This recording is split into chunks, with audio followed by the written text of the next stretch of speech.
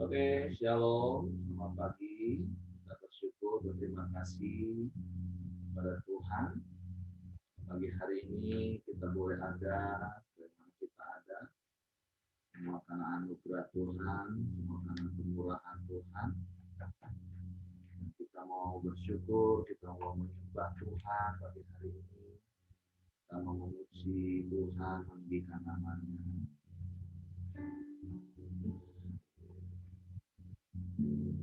Bapa, hati kami melimpah dengan ucapan syukur kepada-Mu.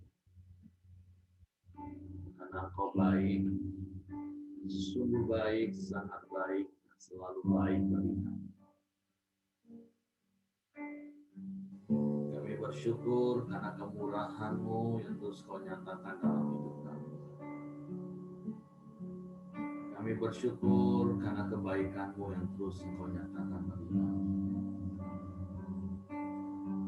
Sehingga kami boleh ada sebagaimana kami ada pagi hari ini. Kami mau menyembah-Mu sebab Engkau Allah yang layak disembah. Engkau layak ditinggikan, Engkau layak diagungkan. Engkau layak dimuliakan untuk selama-lamanya dalam hidup kami.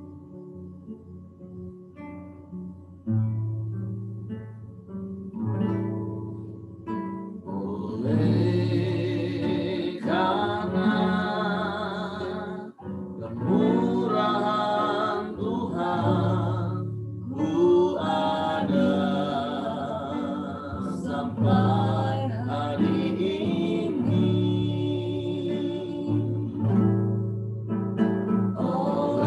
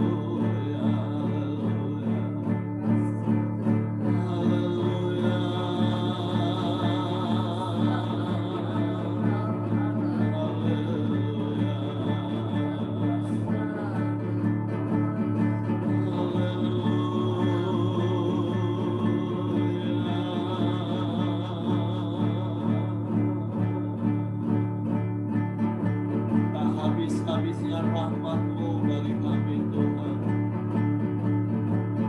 Selalu baru setiap hari.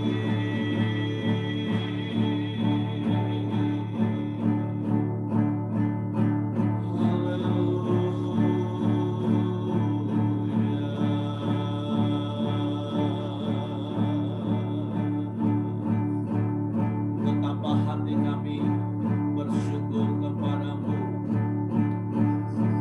buat kemurahan-Mu yang Kau nyatakan dalam hidup kami. Haleluya, haleluya, haleluya. Terima kasih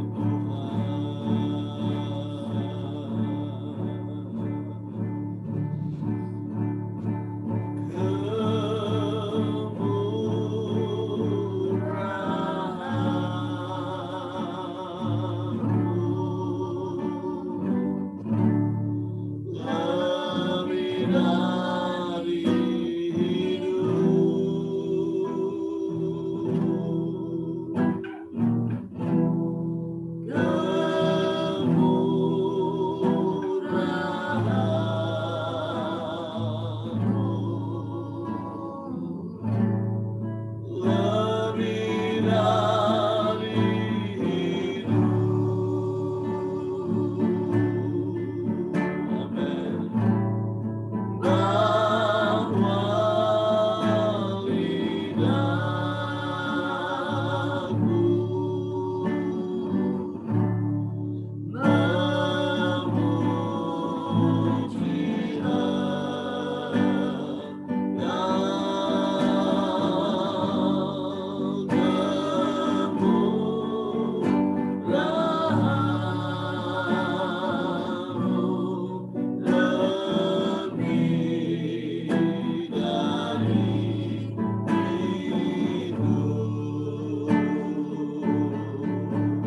sungguh kemurahan-Mu Tuhan. Kemurahan-Mu,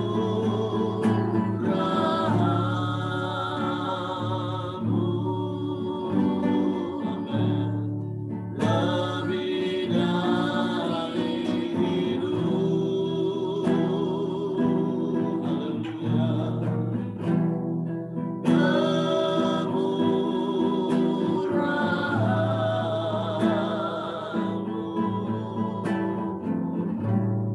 Lebih dari hidup,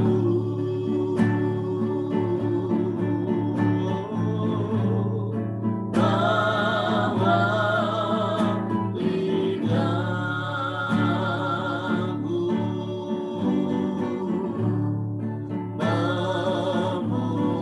memuji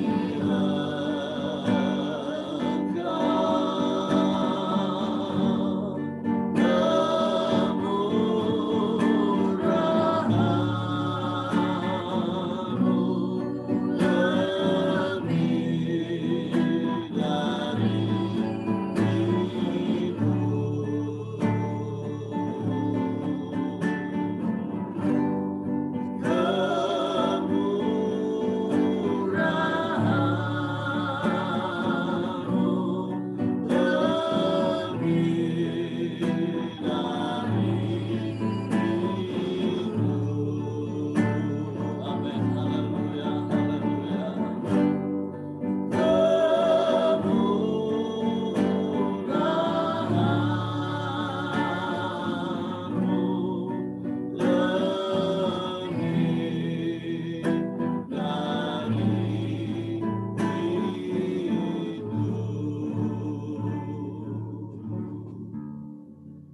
Sungguh hanya oleh karena kemurahan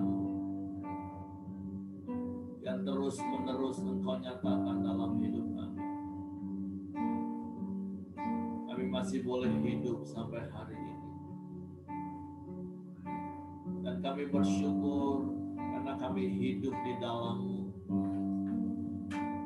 dan Engkau di dalam kami. Itu yang membuat hati kami tetap tinggal tenang sampai pagi hari ini. Itu yang membuat membuat kami tetap dapat bertahan, kuat memikul segala perkara yang kami alami. Bahkan kami boleh tetap bersuka cita dan beria-ria di dalam segala keadaan kami. Karena kami tidak pernah sendirian. Ada Engkau yang selalu bersama kami. Ada sahabat-sahabat rohani, saudara-saudara seiman yang selalu bersama-sama dengan kami. Bapa, kami bersyukur, kami berterima kasih buat hidup yang Kau berikan bagi kami. Terima kasih buat hari baru yang penuh berkat, penuh kemenangan dan sukacita melimpah yang Kau jadikan bagi kami. Terima kasih buat tubuh yang sehat, tubuh yang kuat yang Kau berikan bagi kami. Terima kasih buat keluarga yang masih kami miliki sampai hari ini. Terima kasih untuk pekerjaan, usaha yang masih Kau percayakan untuk kami kerjakan. Sungguh tidak tergoncangkan dan tidak tergoyangkan oleh apapun. Biarlah kami hidup di dalam damai-Mu. Kami tidak mau hidup di bawah intimidasi ketakutan kuasa iblis. Sekalipun ada banyak hal yang kami lihat terjadi, banyak hal yang kami dengar, tapi kami mau berkata pagi hari ini, hidup kami tidak ditentukan oleh semua itu. Tapi hidup kami ditentukan oleh perkataan-perkataan firman-Mu yang menghidupkan kami. Sebab itu kami bersyukur pagi hari ini Tuhan. Kami mau belajar lagi firman-Mu. Kami mau menerima firman-Mu, merenungkan firman-Mu, melakukan firman-Mu. Sehingga firman-Mu menjadi fondasi yang kuat, menjadi dasar hikmat bagi kami. Untuk kami mengambil setiap keputusan dalam hidup kami. Karena kami tahu hari-hari hidup kami adalah hari-hari di mana kami harus selalu memutuskan. Dan biarlah setiap keputusan yang kami buat bukan didasari dengan ketakutan yang menjadikan kami orang-orang bodoh Tuhan. Tapi biarlah setiap keputusan yang kami buat itu didasari oleh kebenaran firman-Mu. Keputusan kami bukan didasari oleh emosi dan kemarahan kami. Tapi keputusan kami buat karena firman-Mu. Sebab itu pagi hari ini kami membuka hati kami untuk dengar firman-Mu. Untuk menerima firman-Mu. Roh Kudus tolong kami untuk mengerti firman-Mu. Untuk memahami firman-Mu. Untuk percaya firman-Mu. Sehingga kami melakukan firman-Mu.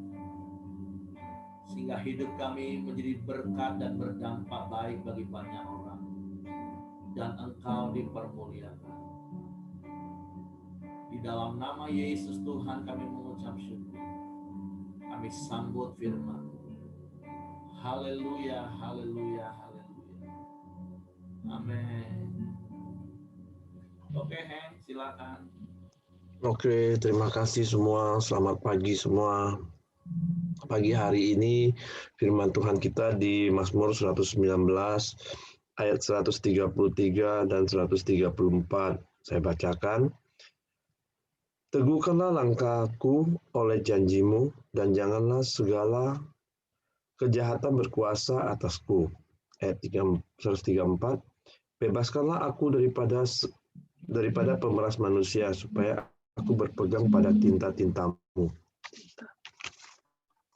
Teguhkanlah langkahku oleh janji-Mu dan janganlah segala kejahatan berkuasa atasku. Jadi aku baca di ayat 133, ternyata ayat 133 ini bersambung dari ayat 132. Saya bacakan ulang 132-nya, berpalinglah kepadaku dan kasihilah aku sebagaimana sepatutnya terhadap orang-orang yang mencintai nama-Mu. Itu teguhkanlah langkahku. Jadi gini, pemazmur bermohon, berdoa kepada Tuhan, di mana supaya Tuhan tuh di ayat 132-nya tuh Tuhan tuh berpaling kepadanya dan kasihanilah dia gitu. Sebagai sepatutnya terhadap orang-orang yang mencintai namanya. Sesudah itu di ayat 133 tuh pemazmur pun berdoa dan memohon kepada Tuhan. Teguhkanlah langkahku oleh janjimu. Jadi apapun langkah-langkah yang dilakukan oleh pemazmur, apapun yang dilakukannya, dia tuh meminta dan memohon kepada Tuhan dengan kesungguhan hati untuk Tuhan itu tetap meneguhkan, Tuhan tetap memberkati apapun yang dikerjakannya. Jadi yang saya dapatkan di pagi hari ini yaitu pemazmur memohon pekerjaan apapun yang dikerjakan di dalam kebenaran, di dalam tuntunan Tuhan, dia meminta supaya Tuhan tuh terus memberkatinya, Tuhan terus menolong, atau untuk mengarahkan langkah-langkahnya dalam menjalankan apapun yang harus dilakukannya. Yaitu teguhkanlah langkahku oleh janjimu. Setelah engkau menuntun kami di jalan yang benar, sekiranya setiap langkah yang kami ambil di jalan itu berada di bawah bimbingan anugerah Tuhan. Supaya Tuhan terus membimbing setiap langkah-langkah apa yang kita ambil. Dan kita juga harus berjalan menurut aturan. Semua gerakan, apapun yang kita kerjakan, Tuhanlah yang menuntun kita. Tuhanlah yang akan memberikan kita kekuatan melalui firman-Nya. Jadi, yang B-nya, janganlah segala kejahatan berkuasa atasku untuk pembebasan dari segala kuasa dosa, supaya kita dapat menguasai dan mengendalikannya. Karena kita tahu, kuasa dosa harus diwaspadai dan ditolak oleh setiap kita yang percaya. Dan jika kita berdoa dengan sungguh-sungguh untuk melawan, kita dapat menerima janji itu sebagai jawaban atas doa kita. Karena kita tahu di dalam Roma 6 ayat 14, saya bacakan dulu di Roma 6 ayat 14. Sebab kamu tidak akan dikuasai lagi oleh dosa, karena kamu tidak berada di bawah Taurat, tetapi di bawah kasih karunia. Nah, jadi di dalam 133 ini, teguhkanlah langkahku oleh janjimu dan janganlah segala kejahatan berkuasa atasku.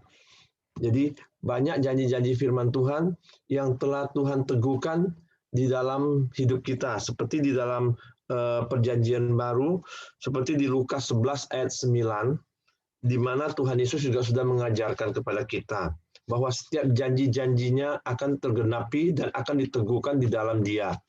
Dan Tuhan sendiri telah menggenapinya di dalam Lukas 11 ayat 9 dalam perjanjian baru.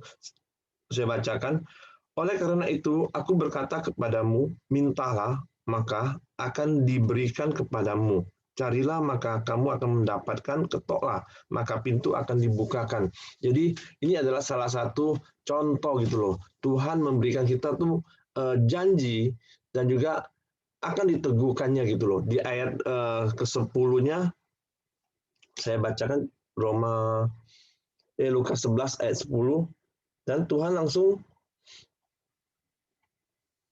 menggenapin dan meneguhkan, karena setiap orang yang meminta menerimanya, dan setiap orang yang mencari mendapat, dan setiap orang yang mengetok baginya pintu dibukakan. Jadi setiap apapun juga apapun langkah-langkah kita, apapun juga janji-janji Tuhan yang Tuhan berikan, Tuhan akan menggenapinya gitu loh. Yaitu di ayat 134.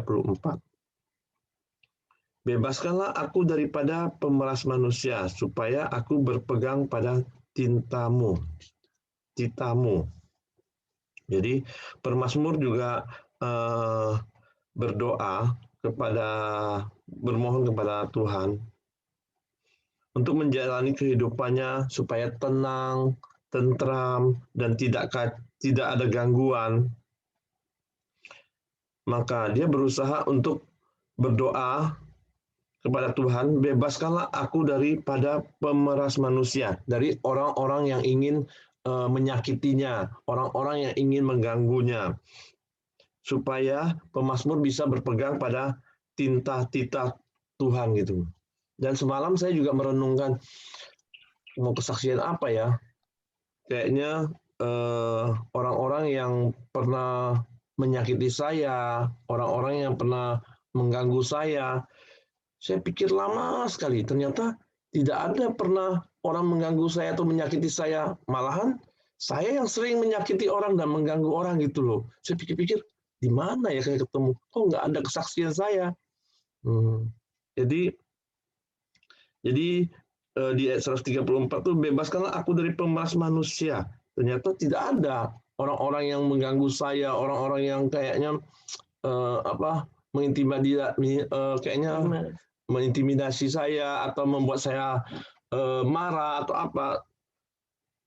Jadi pagi hari ini juga saya tidak bisa memberikan kesaksian apapun, dan juga apabila teman-teman ada kesaksian kalau merasa tertindas sama orang lain, ada orang-orang yang menjengkelkan, kira-kira menyakitkan, boleh bantu saya memberikan kesaksian di pagi hari ini. Kayaknya sekian dan terima kasih. Itulah renungan dari pagi dari saya, Pak. Silakan. Terima kasih Hengki ya. Ya, nggak usah tertuduh, nggak ada kesaksian yang harus kita sampaikan. Karena kebenaran firman Tuhan itu yang harus menjadi fondasi. Seperti yang pernah saya sampaikan, fondasi iman kita bukan kesaksian, tapi fondasi iman kita itu kebenaran firman Tuhan. Kalaupun ada kesaksian, ya silakan. Karena saya percaya sesungguhnya hidup kita ini adalah kesaksian hidup. Bagaimana Hengki berubah, itu sudah menjadi sebuah kesaksian nyata bahwa firman Tuhan itu berkuasa menghidupkan kita. Oke, terima kasih buat sharing firman Tuhan yang sudah disampaikan.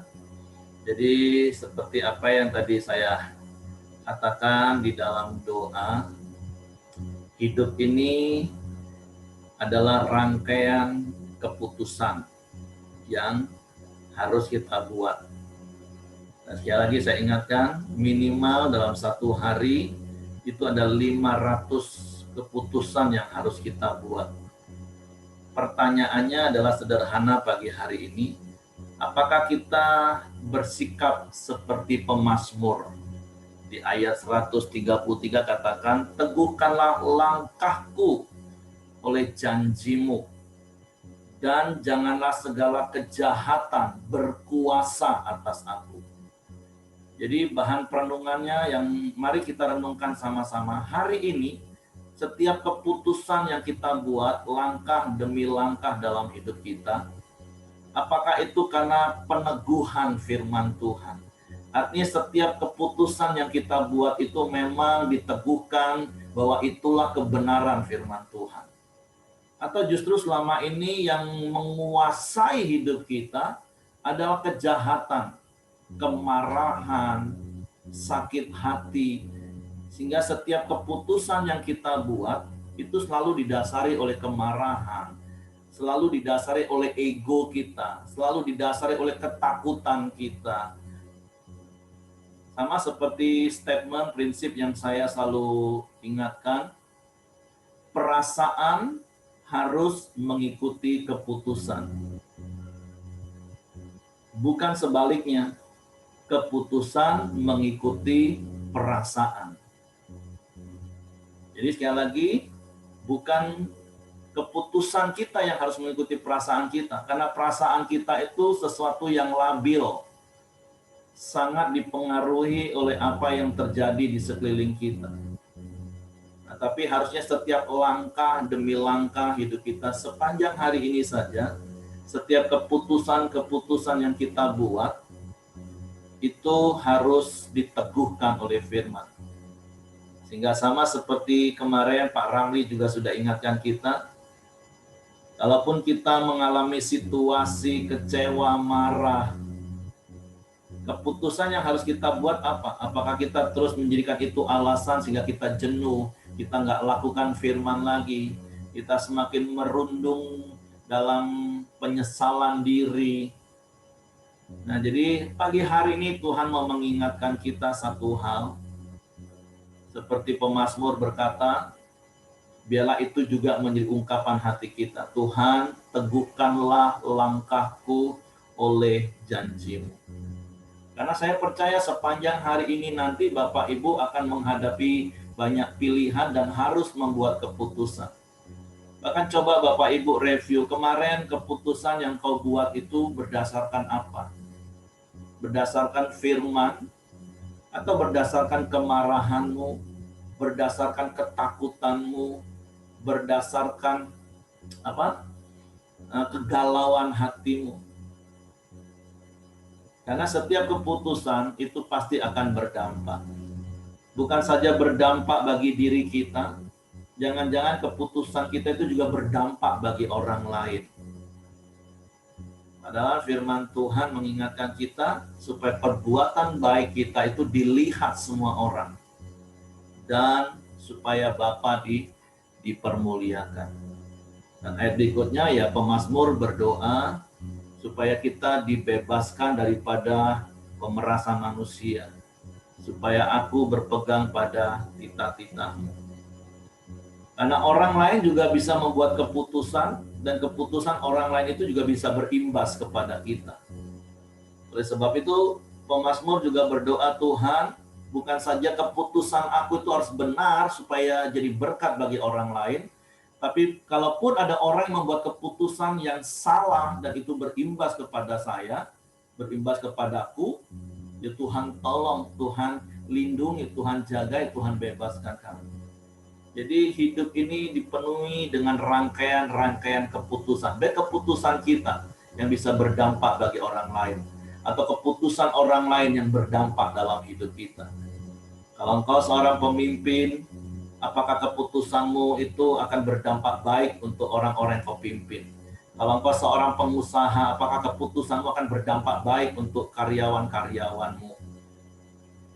Kalau engkau ibu rumah tangga, apakah keputusanmu itu berdampak baik atau tidak untuk orang-orang serumahmu?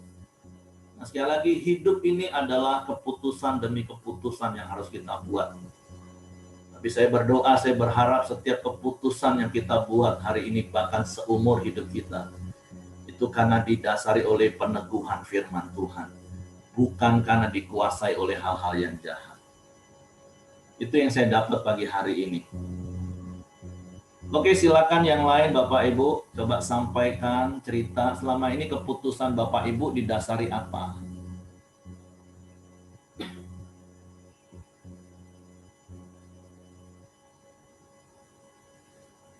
Pagi semuanya. Ya, pagi Celusi, silakan.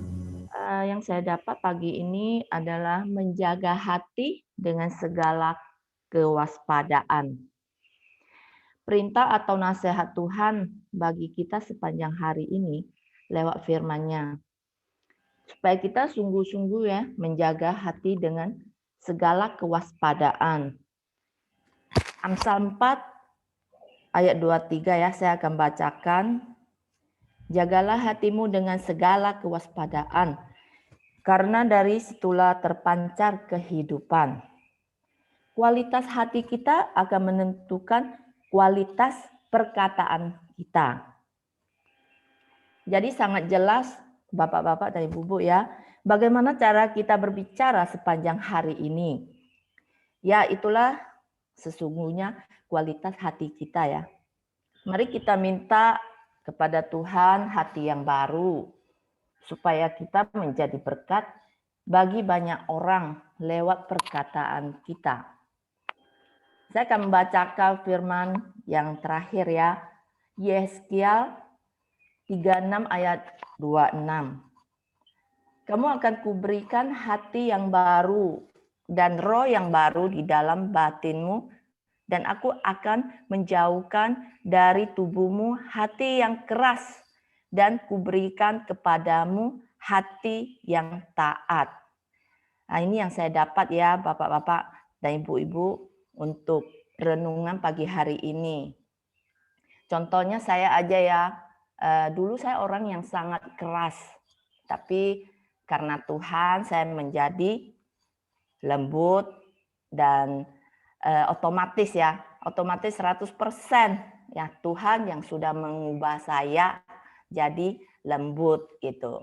Itulah yang saya dapat renungan pagi ini ya. Ya, terima kasih Lucy. Jadi pesan Tuhan jelas hari ini, jagalah hatimu dengan segala kewaspadaan, karena dari situlah terpancar kehidupan. Yuk Pak Aceh, silakan. Ya, shalom Bapak Ibu semuanya, selamat pagi. Ini bagus sekali renungan pagi ini ya. Teguhkanlah langkahku oleh janjimu dan janganlah segala kejahatan berkuasa atasku. Nah, ini menarik sekali ya. Kita belajar daripada firman Tuhan adalah kita mengakui bahwa kita ini lemah, ya. Kita tidak sempurna, kita butuh Tuhan ya. Nah, kita butuh Tuhan terus meneguhkan setiap langkah-langkah kita supaya kita tidak goyah ya. Kita tidak goyah untuk menghadapi dunia ini ya. Untuk menghadapi berbagai masalah, berbagai godaan, cobaan yang datang kepada kita ya. Jadi ayat 133 ini adalah penting untuk kita menyadari bahwa kita belum sempurna, kita belum kuat, kita butuh Tuhan untuk meneguhkan kehidupan kita, meneguhkan langkah-langkah kita, meneguhkan apa yang kita perbuat. Nah, di sini janganlah segala kejahatan berkuasa atasku. Ini bicara tentang segala kejahatan. Ya, segala kejahatan ini kalau yang saya renungkan adalah lagi begini, yang paling berbahaya sekali itu sebenarnya bukan kejahatan dari luar ya, justru kejahatan yang timbul di dalam kehidupan kita, yaitu apa? Di dalam pikiran kita, mindset kita. Nah, itu sangat berbahaya sekali. Makanya ada pepatah mengatakan musuh yang terbesar kita bukanlah orang lain, tetapi diri kita sendiri. Nah, hari-hari ini saya sedang merenungkan, oh ternyata benar, ya. Memang orang lain itu hanya sebagai alat yang iblis pakai untuk menjatuhkan kita, ya. Tetapi diri kita sendirilah, mindset kita sendirilah yang membuat kita lebih berat lagi ya. Makanya musuh kita itu adalah diri kita sendiri. Ketika kita mengalahkan diri kita sendiri, mengalahkan pikiran-pikiran kita yang negatif, pikiran-pikiran kita yang jahat, disitulah kita baru bisa menang ya. Kalau kita bisa menang atas diri kita, maka semua yang ada di luar itu ya tidak ada apa-apanya gitu, bisa kita atasi ya. Nah, jadi yang paling berat adalah dari diri kita sendiri. Jadi ada baiknya kita setiap hari merenungkan apa yang ada di pikiran kita, mindset kita. Kita selalu berpikir apa tentang orang lain, tentang orang sekeliling kita, keadaan kita. Ya, kadang-kadang bahkan kita menyalahkan Tuhan karena keadaan kita yang tidak baik. Ya. Nah, itu kadang-kadang itulah yang menyebabkan kejahatan atau dosa itu berkuasa atas kita. Ya. Nah, oleh sebab itu kita perlu jaga dan merenungkan apakah benar-benar pikiran kita positif, pikiran kita benar sesuai dengan firman Tuhan. Ya, nah itu ayat 134, bebaskan aku daripada pemerasan manusia. Ya, ini hanya alat ya, hanya alat yang iblis pakai ya untuk menggoyangkan kita, menggoyahkan iman kita ya, supaya aku berpegang pada cita-citamu ya. Nah, bebaskanlah aku dari pemerasan manusia, jadi supaya aku berpegang pada cita-citamu ya. Nah, artinya apa ya? Pemazmur ini mengakui kelemahan-kelemahannya, ya, mengakui bahwa ada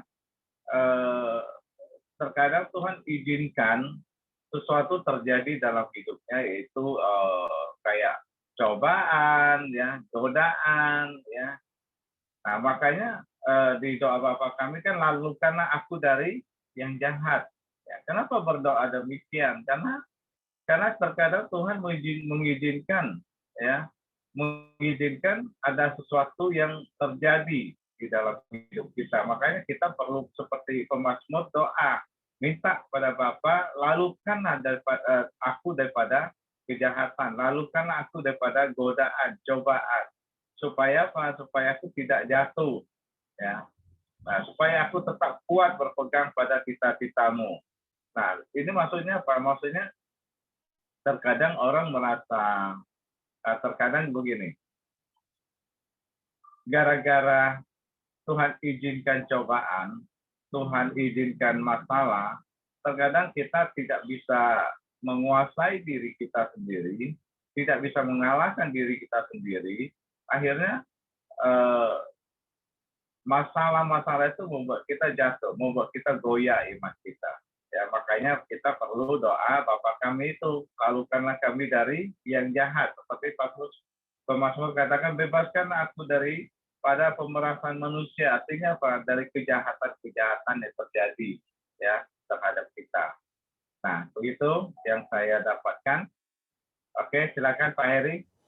Terima kasih Pak Aceh buat share kebenarannya yang meneguhkan kita lagi.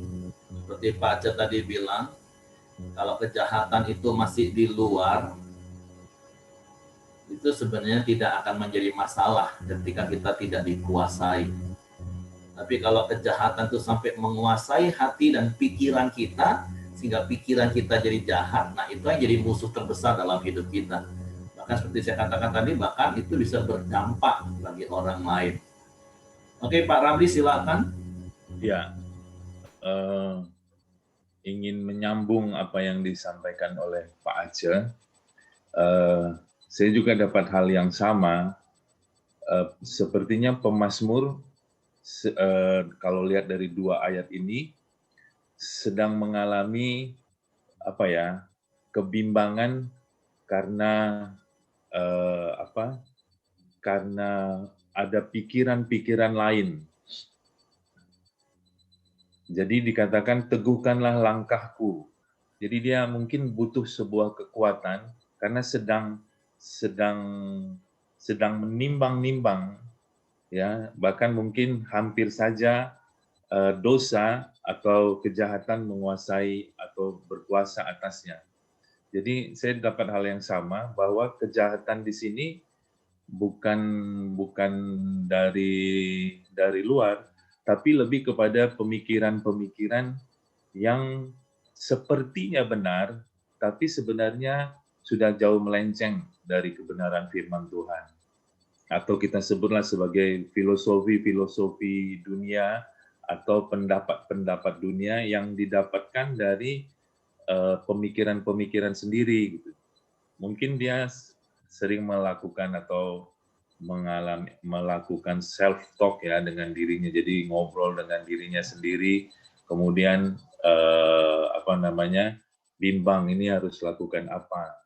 Nah, tadi malam kami kumpul-kumpul beberapa dokter-dokter Kristen ya, membicarakan yang lagi hot ya, perceraian Bill Gates ya dengan istrinya Melinda yang sudah 27 tahun menikah. Kita kan bertanya, kenapa ya harus bercerai, sudah tua, kaya raya, 27 tahun menikah gitu. Nah, ini kan pasti bukan apa namanya? Bukan keputusan yang diambil dalam waktu semalam. Maaf ya. Udah habis baterai. Bukan keputusan yang diambil semalam, tapi ini kan pemikiran-pemikiran yang lama pasti sudah bergejolak di dalam pikiran Bill Gates, dan akhirnya dia menyerah dengan perceraian. Dia pasti tahu perceraian itu tidak boleh di dalam kekristenan gitu. Apalagi yang mau dicari, harta sudah banyak dan lain sebagainya, tapi akhirnya bercerai gitu. Nah, kadang-kadang kita seperti itu, makanya ayat 134 itu mengatakan, bebaskanlah aku daripada pemerasan manusia. Yang saya tangkap, pemerasan manusia inilah itu tadi, filosofi-filosofi yang salah, ya pemikiran-pemikiran yang salah, yang mencoba memeras, mencoba mengalahkan keyakinan kita. Sehingga kan pemazmur bilang, bebaskanlah aku ya Tuhan dari godaan-godaan pemikiran-pemikiran ini. Jadi betul bahwa kita perlu terus merenungkan firman, ya, supaya kita bisa diteguhkan keputusan-keputusan kita seperti yang Pak Heri bilang. Karena bisa saja kadang-kadang kan dosanya orang Israel itu kan merasionalisasi dosa, menganggap dosa itu bukan dosa, dosa itu hanya sebuah masalah, dosa itu hanya sebuah problem yang biasa gitu. Nah, tadi malam juga kami ngobrol, ya, nggak tahu ya apakah kita sudah dengar, saya baru dengar istilah di Amerika sekarang ada istilah polyamory, ya. Boleh satu istri tapi banyak cinta, banyak amori, ya. Dan itu disepakati dengan suami istri. Saya boleh selingkuh, kamu boleh selingkuh, yang penting kita terbuka dan janji ya jangan sakit hati. Wah, itu kan bahayanya. Nah, jadi hal-hal yang seperti itu. Jadi kesimpulannya apa? Kesimpulannya adalah yang saya tangkap seperti Pak Aceh bilang tadi, bahwa sepertinya pemazmur juga mengalami dalam hidupnya, ya, pergolakan-pergolakan batin, ya, sehingga dia berdoa, Tuhan teguhkanlah langkahku, biarlah langkah-langkahku ini dipimpin oleh setiap firman-Mu. Janganlah pikiran-pikiran dosa, janganlah filsafat-filsafat dunia ini yang menguasai aku. Bebaskanlah aku dari pikiran-pikiran lain yang memeras aku gitu. Jadi penting sekali kita satu terus merenungkan firman, ya. Yang kedua, kita tetap ada di dalam komunitas yang saling membangun. Supaya apa? Supaya kalau ada pikiran-pikiran yang lain kita bisa cerita, kita bisa ini sehingga pikiran-pikiran itu cepat tersingkir dari dalam diri kita. Jadi pergaulan yang buruk dikatakan merusak kebiasaan yang baik. Jadi jangan sampai pikiran-pikiran lain yang bertentangan dengan firman Tuhan, bertentangan dengan kebenaran, merasuk hidup kita, hati kita. Mungkin itu saja dari saya, Pak Heri. Terima kasih. Oh, terima kasih ya buat peneguhan firman, buat informasi. Jadi kembali kita yang sudah pernah ikut Kempria juga jadi diingatkan lagi statement di Kempria. Dosa adalah dosa, dosa bukan sekedar masalah. Nah, jangan sampai kita terjebak dengan merasionalisasikan dosa. Sehingga kita anggap itu bukan dosa, cuma masalah. Apalagi info yang terakhir tadi yang Pak Ramli sampaikan. Waduh, jangan sampai itu mulai menguasai keputusan kita. Bahaya sekali itu. Apalagi juga Bill Gates disayangkan, tapi ya seperti Pak Ramli bilang tadi, itu bukan keputusan yang semalam. Tapi sayangnya kenapa keputusannya? Karena dikuasai oleh rasionalisasi ya terhadap firman Tuhan yang katakan sebenarnya itu dosa, nggak boleh. Tapi ya itu tadi, Maka tapi ya bagi kita yang ada pagi hari ini seperti Pak Ramli tadi berikan nasihat terakhir bahwa kita harus tetap merenungkan firman Tuhan dan punya komunitas, tinggal di dalam persekutuan.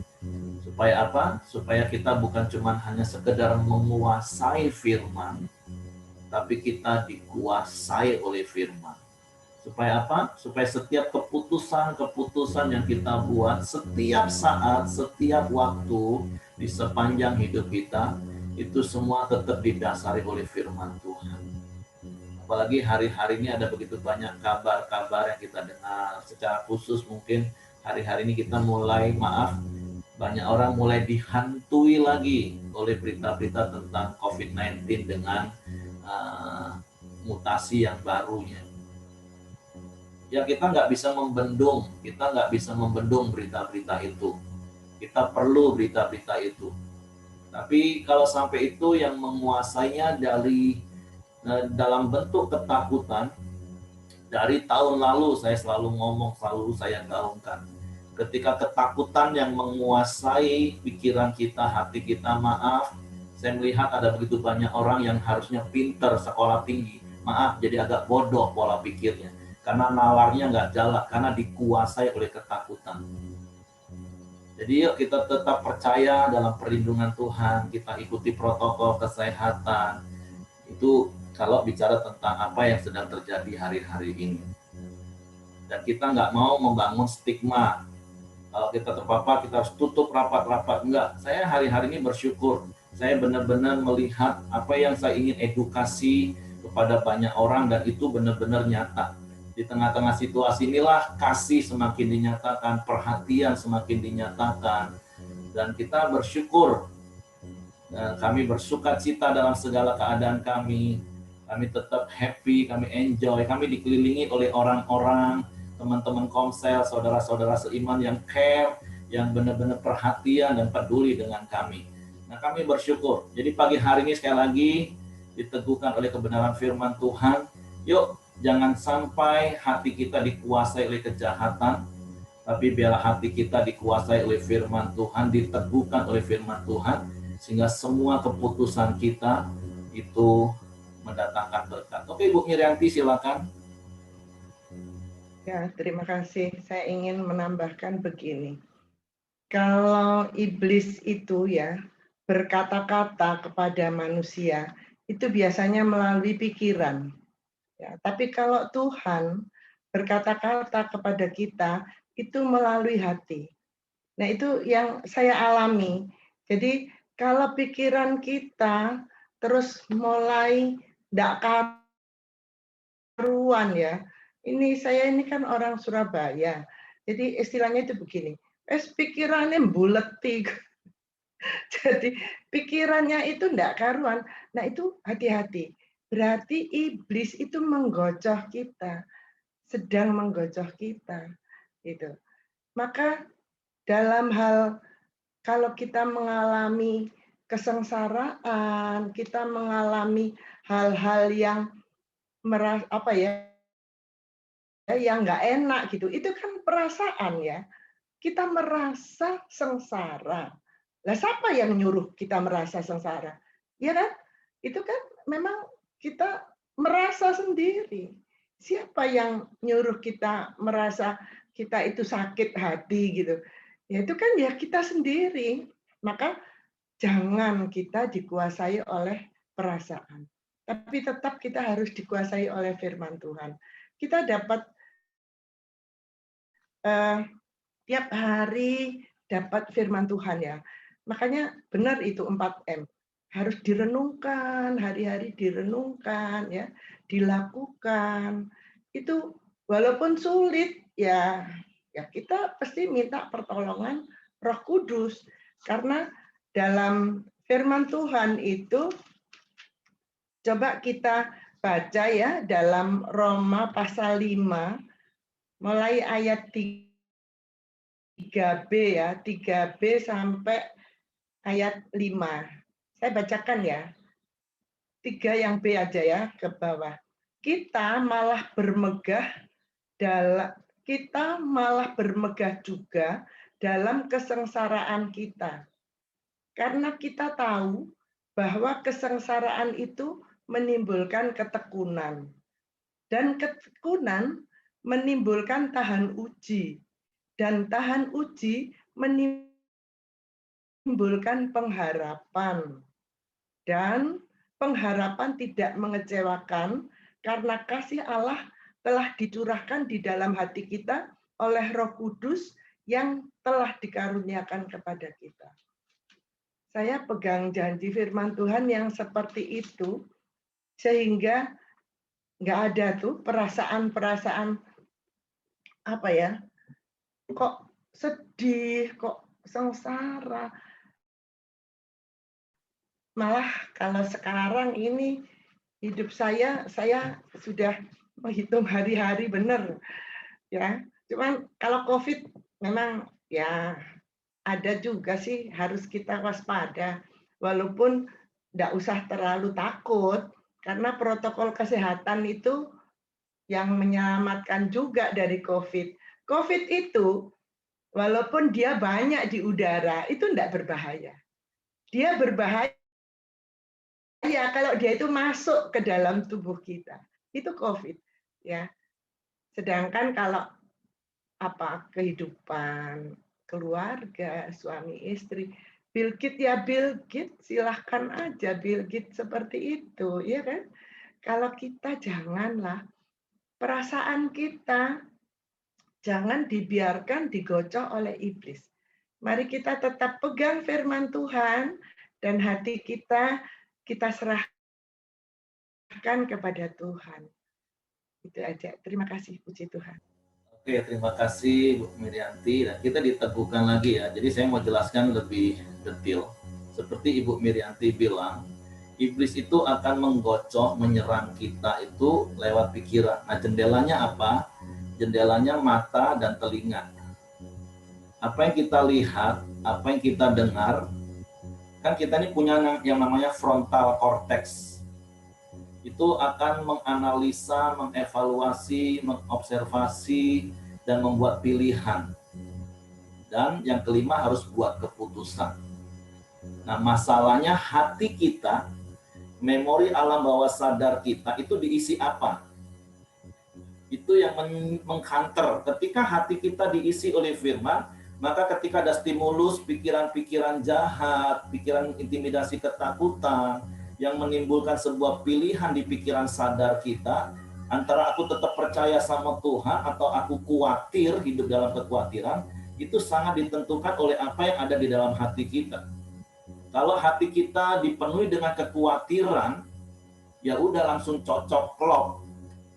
Jadilah hidup kita dikuasai oleh kekhawatiran. Nah, makanya betapa pentingnya kita merenungkan firman Tuhan, sehingga firman Tuhan itu benar-benar menguasai hati kita. Makanya kalau dulu kecil saya didoktrin dengan doktrin yang salah oleh papa saya. Contohnya gini, di hati kita ini ada setan dan ada malaikat. Nah, nanti berperanglah dua itu mana yang menang. Atau dibahasakan sinetron, si hitam dan si putih. Enggak seperti itu. Harusnya hati kita sejak kita percaya Yesus adalah tempat di mana Yesus bertahta. Yesus yang menjadi raja dan kerajaannya dinyatakan, firman Tuhan yang undang-undangnya itu adalah menguasai hati kita. Nah, iblis itu dari luar. Kejahatan itu dari luar. Nah, tapi kalau sampai hati kita memang dari dulu nggak pernah diberesin, kita nggak pernah mengalami pembaharuan akal budi seperti Paulus ngomong kepada jemaat di Roma pasal 12 ayat yang kedua, ya makanya kita lihat ada banyak orang Kristen, puluhan tahun jadi orang Kristen, bahkan mungkin dia rajin ke gereja, tapi respon otomatisnya, keputusannya itu bukan firman, tapi apa yang menguasai dari luar. Nah, saya berdoa sekali lagi, saya berharap benar-benar hati kita itu dipenuhi dengan firman Tuhan. Dan berkali-kali saya ingatkan, hidup kita ini ditentukan oleh yang namanya respon otomatis. Dan respon otomatis itu 80-95% Bapak Ibu ya, itu ditentukan oleh respon otomatis. Dan respon otomatis kita itu sangat ditentukan oleh apa yang ada di hati kita. Nah, iblis itu hanya memberikan stimulus-stimulus. berita-berita yang kita dengar, kejadian-kejadian yang kita lihat itu memberikan stimulus untuk otak kita berpikir, frontal cortex kita. Untuk menganalisa, mengevaluasi, mengobservasi, membuat pilihan. Tapi keputusannya kembali adalah apakah hati kita dikuasai firman. Kalau hati kita dikuasai firman, kita akan menang. Kenapa? Karena keputusan kita pasti akan keputusan firman. Tapi kalau hati kita nggak dipenuhi dengan firman, itu tadi, apa yang kita lihat, apa yang kita dengar, menguasai hati kita, menekan pikiran kita, sehingga bahasa Pak Acil, bahasa Pak Rami tadi, ya pikiran kita jadi pikiran jahat, dan hati kita nggak ada mengkanter, karena hati kita nggak dipenuhi dengan firman, hati kita dipenuhi kejahatan, cocok lah itu. Nah, tapi sekali lagi, yuk kita diingatkan benar-benar pagi hari ini. Seperti kemarin kita berdoa seperti pemazmur, sangat-sangat butuh oksigen itu, sangat-sangat butuh firman, supaya firman itu benar-benar menguasai hati kita.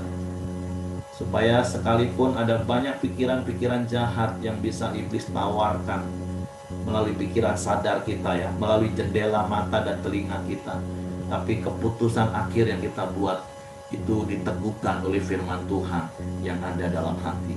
Nah, kalau Bapak Ibu masih ingat di Mazmur 119 ayat yang 105 kalau nggak salah, dalam hatiku kusimpan janjimu supaya aku jangan berdosa. Supaya keputusan yang kita buat akhirnya bukan keputusan yang membuat kita kepada dosa. Jadi, yuk Nilam silakan. Ya, aku tadi datang agak telat, jadi baru datang tadi gabung. Gini, kadang memang benar firman Tuhan itu meneguhkan kita, firman Tuhan itu membuat kita jadi berhikmat gitu, jadi bijak gitu. Jadi kejadiannya gini, aku kan hidup dengan orang tuaku yang ya papa tuh nggak tahu saya agama apa, kadang papa Buddha, kadang Kristen. Kalau mama Kristen, cuman mama nggak pernah baca Alkitab, jarang gitu kan. Terus kadang kalau mama tuh kurang ngerti firman gitu. Jadi orang tua itu mempengaruhi gitu.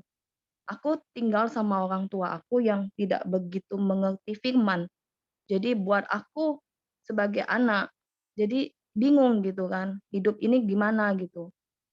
Mama saya pandang aja gini, mama bilang, kataku, "Ma, jangan makan obat." Mamaku suka makan obat macam-macam gitu kan. "Tidak apa-apa, obat itu dari tepung," kata mama. "Obat tuh tepung, tidak apa-apa, makan banyak juga tidak apa-apa lah," gitu kan. Jadi aku bingung, kok dari tepung, aku bilang gitu kan. Jadi kalau kita tidak tahu pengetahuan mungkin pikir ya betul gitu. Terus ada lagi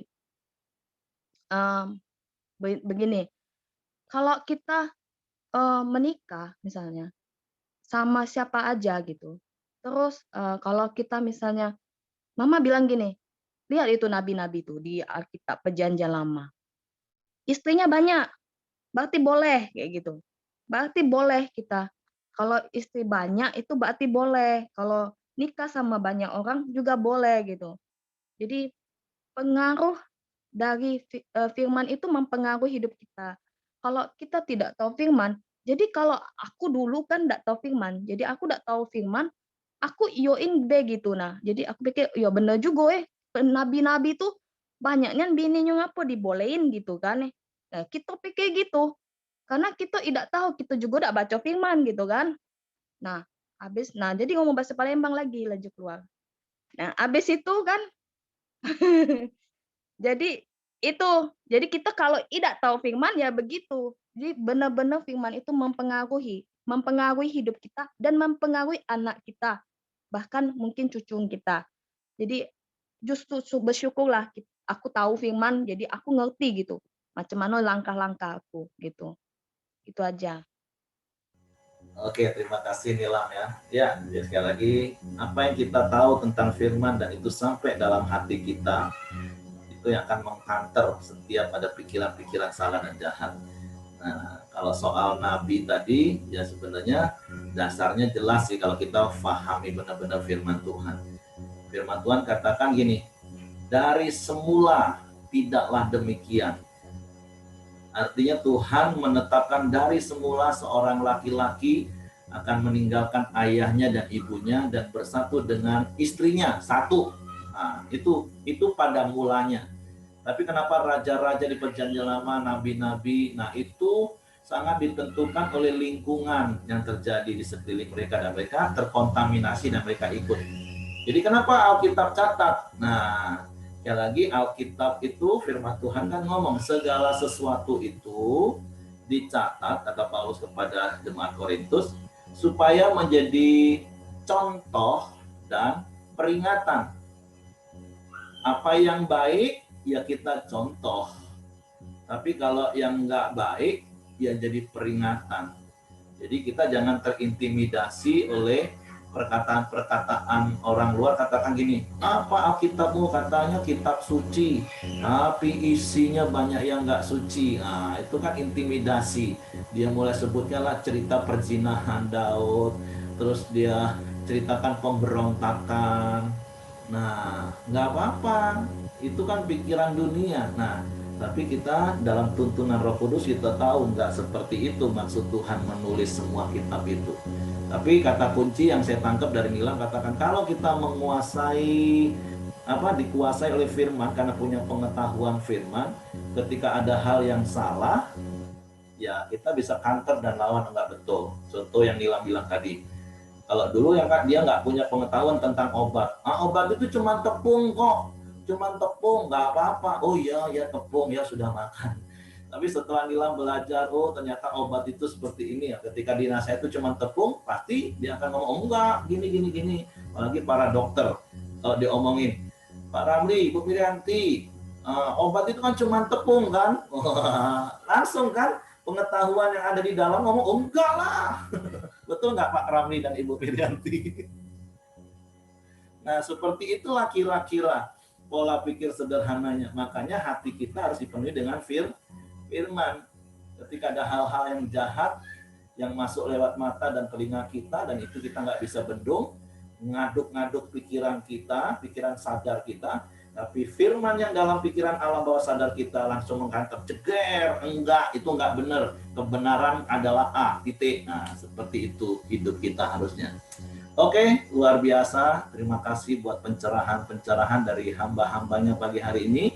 Biar itu meneguhkan setiap kita yang ada, dan sepanjang hari ini ketika engkau diperhadapkan pada pilihan, engkau membuat keputusan yang benar berdasarkan firman Tuhan. Amin. Oke, saya pikir cukup. Tuhan memberkati. Saya serahkan kepada Bapak Hengki. Terima kasih Bapak-Bapak, Ibu-Ibu yang telah menyampaikan kebenaran firman. Jadi doa itu memang menghasilkan kekuatan gitu loh. Sedangkan firman menjadi pedoman bagaimana kita menghadapi kesulitan dan menang terhadap segala masalah. Jadi doa dan firman itu sangat kita butuhkan. Maka sebentar lagi, ayo kita sama-sama masuk dalam doa sepakat kita di pagi hari ini. Silakan Ibu Ros. Ya. Mari kita bersatu di dalam doa. Tuhan, terima kasih, kami bersyukur Tuhan untuk para Mdeo pagi ini. Satu hal yang kami minta Tuhan, jagai hati dan pikiran kami Tuhan untuk selalu tetap waspada ya Bapa. Juga Tuhan, berikan kami hikmat, berikan kami Tuhan kepintaran di dalam mengambil setiap keputusan yang harus kami ambil Bapa. Sehingga apapun yang kami ambil keputusan kami itu sesuai dengan firman-Mu.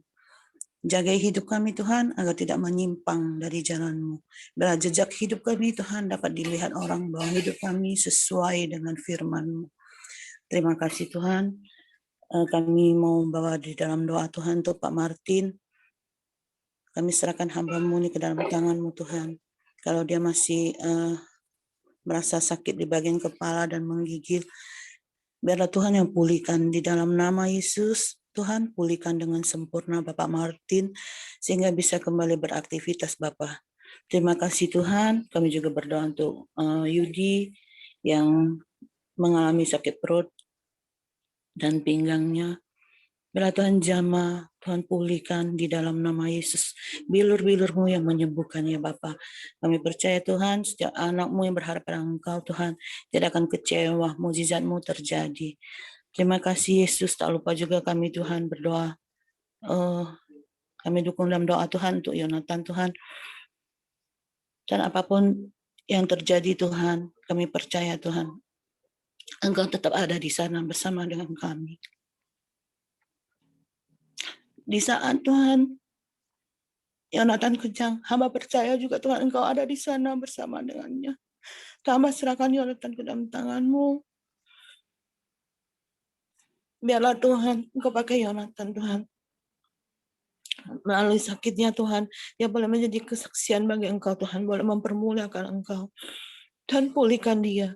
Biarlah semakin hari Tuhan, kami sebagai orang tua yang berjalan bersamanya dan di dalam Engkau Tuhan, boleh melihat Tuhan, sedikit demi sedikit pemulihan terjadi. Sedikit demi sedikit Tuhan, Engkau pulihkan dari ujung kepala sampai ujung kaki. Tubuh Yonatan dengan sempurna. Terima kasih Bapa, hamba serahkan ke dalam tangan-Mu. Kau percaya Tuhan, tidak ada yang mustahil di dalam Engkau. Terima kasih Yesus.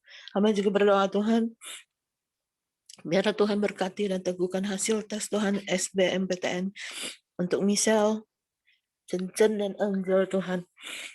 Biarlah ya Bapa, melalui anak-anak muda ini Tuhan, nama-Mu juga dapat dipermuliakan ya Bapa.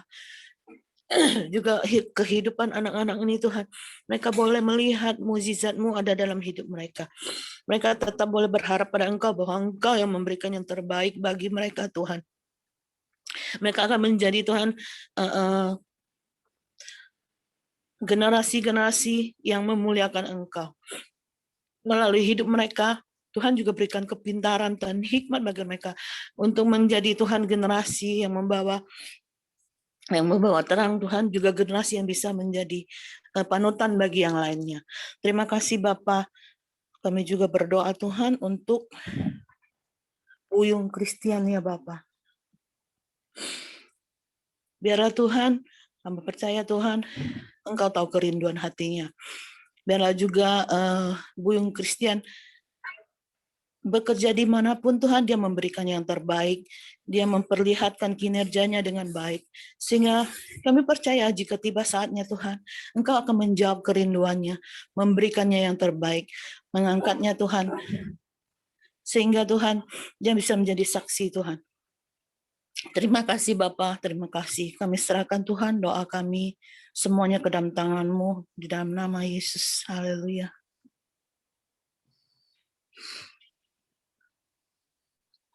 Bapa di dalam surga, Allah yang sungguh baik dalam kehidupan kami. Kami bersyukur Bapa untuk pagi hari ini, karena firman Tuhan yang boleh meneguhkan kami. Bapa, biarlah firman Tuhan yang boleh kami hidupi setiap hari.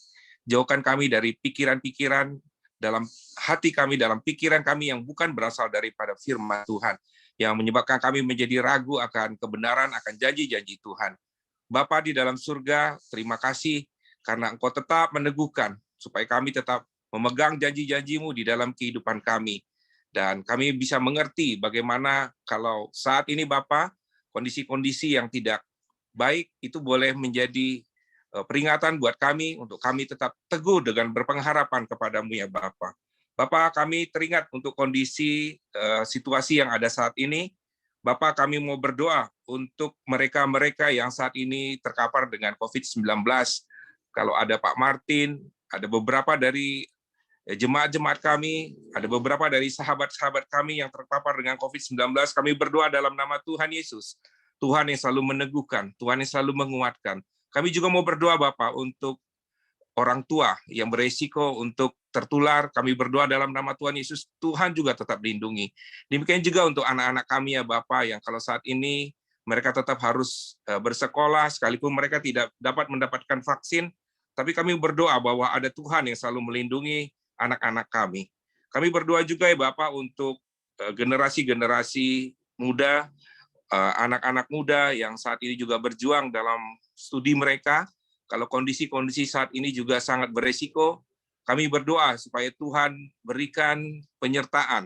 Kalau mereka juga harus mengambil studi di luar kota, mereka juga harus tetap bersekolah melalui secara online. Tuhan, sesuatu yang baru memang tidak mudah, tetapi kami percaya bahwa Tuhan yang menjadi penolong. Biar mereka juga selalu diteguhkan setiap hari demi hari bahwa ada Tuhan yang selalu menolong mereka. Bapak, kami juga berdoa untuk pemerintah yang saat ini berjuang untuk melawan COVID-19 melalui pemberian vaksin. Kami berdoa supaya kami juga sebagai anak-anak Tuhan boleh berpartisipasi, kami boleh mengambil bagian di situ ya Bapak, untuk melindungi bangsa dan negara kami. Kami juga mau berdoa Bapak untuk kami juga sebagai anak-anak-Mu selalu taat kepada protokol kesehatan, dan kami juga mau taat setiap ada aturan-aturan pemerintah kalau dalam menjelang Lebaran nanti, supaya kami tidak melakukan perjalanan ya Bapak.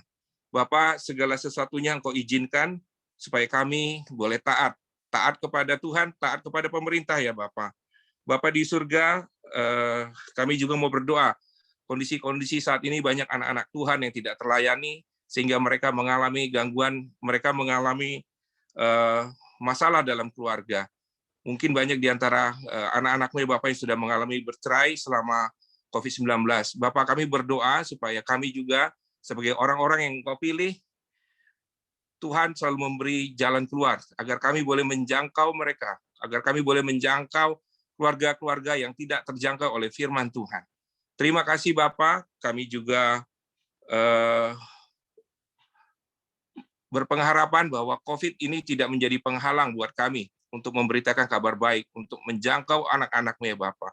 Terima kasih Bapak, kami berdoa khususnya untuk pemerintah kami. Tuhan tetap berikan hikmat, Tuhan berikan pengertian berasal daripada Tuhan. Dan kami sebagai anak-anakmu ya Bapak, agar kami dalam kondisi saat ini boleh menjadi contoh dan teladan. Kami boleh menghidupi firman Tuhan melalui kehidupan kami. Terima kasih Bapak untuk setiap penyertaan yang Kau lakukan. Mari kita bersatu dalam doa Bapa kami. Bapa kami yang ada di surga, dikuduskanlah nama-Mu, datanglah kerajaan-Mu, jadilah kehendak-Mu di bumi seperti di surga. Berikanlah kami pada hari ini makanan kami yang secukupnya. Jangan membawa kami ke dalam pencobaan, tetapi lepaskanlah kami daripada yang jahat. Karena Engkau yang punya kerajaan dan kuasa dan kemuliaan sampai selama-lamanya. Amin. Pak Dr. Ramli, silakan duduk dalam doa, Pak. Bapak, sekali lagi kami bersyukur buat hari ini, buat pagi ini, kami telah berkoram Dio, kami telah memuji, menyembah Engkau, kami telah berdoa, dan kami sharing firman-Mu. Kami serahkan hidup kami sepanjang hari ini ke dalam tangan-Mu ya Tuhan. Biarlah Tuhan sepanjang hari ini, firman-Mu lah yang terus meneguhkan setiap langkah-langkah kami, setiap keputusan-keputusan yang kami ambil. Bukan kejahatan, bukan dosa yang menguasai kami. Dan bebaskanlah kami sepanjang hari ini dari hal-hal yang jahat Tuhan. Kami mau tetap berpegang kepada janji-janji-Mu. Kami serahkan aktivitas kami pada hari ini ke dalam tangan Tuhan. Segala pekerjaan kami, bisnis Tuhan, pelayanan apapun yang kami kerjakan, biarlah semuanya membawa kemuliaan bagi nama-Mu. Dan kami terima berkat-Mu, kasih karunia daripada Bapa, damai sejahtera daripada Tuhan Yesus, dan penyertaan perlindungan, hikmat daripada Allah Roh Kudus menyertai kami hari ini sampai selamanya. Dalam nama Yesus kami bersyukur. Kami sudah berdoa. Haleluya. Amin. Amin. Oke, semangat pagi, selamat beraktivitas. Tuhan memberkati. Sampai ketemu besok.